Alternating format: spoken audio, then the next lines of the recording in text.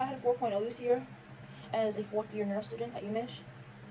And I'm gonna tell you how I did it. And the biggest thing is mindset. And when people talk about, oh, you just have to have the right mindset, they don't really specify what you mean. For as someone whose life is academics, doing orgo, physics, genetics, all these like hard hitters, right? You have to have what's called the sniper mindset. So having a sniper mindset means having the utmost confidence and trust within yourself that you know you're gonna kill it, right? For me, I took a 5-credit anatomy class at the medical school. There was no time for messing around. This either could bomb my GPA or boost it, right?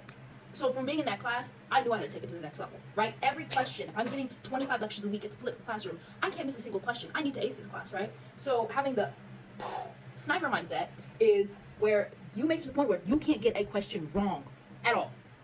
And so what this means is this trains you to think about questions when you're learning content that is how teachers would test. For example, you're given 4 different conditions, very similar mechanisms, right? Except for one. Oh, this one only happens in women. This one only happens with people with this right here, right? How would you make the question? Would you study all 4 or would you study the exception? You study the exception, right? Also, having a sniper mindset is getting yourself into that mode of studying when you're about to take an exam. So if you're studying with the same music, for example, I used to listen to a lot of Russian trap, right? This past semester to get me into the mood, right? I'm listening to that when I'm studying. Minutes before the exam, up until the exam, maybe like an hour before, I have that song on repeat because you're activating the same neural pathways that you used to study for that content. So it's all reactivating, right? Gum also plays great with this, the same concept.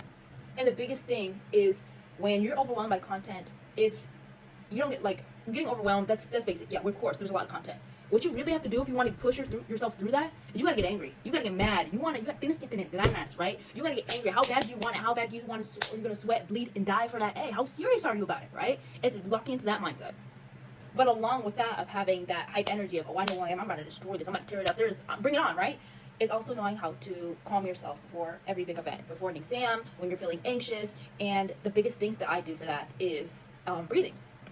Breathing sounds simple. You're like, what breathing are you talking about? Well, there's actually a phenomenon. When you exhale longer than you inhale, it produces a calming effect on the brain. It sounds counterintuitive, like logic-wise, but it had that depriving your brain of that little oxygen. When you exhale it more, calms the brain 3 times more. So that's what I've done before every exam is do those 3 breaths where my exhales are longer, like 7 to 8 seconds compared to my inhales, which are like maybe like 4 seconds. Calm, steady, ready. I'm ready to go. Hope these tips help. Let me know if you have any questions in the comments. And yeah, good luck this year.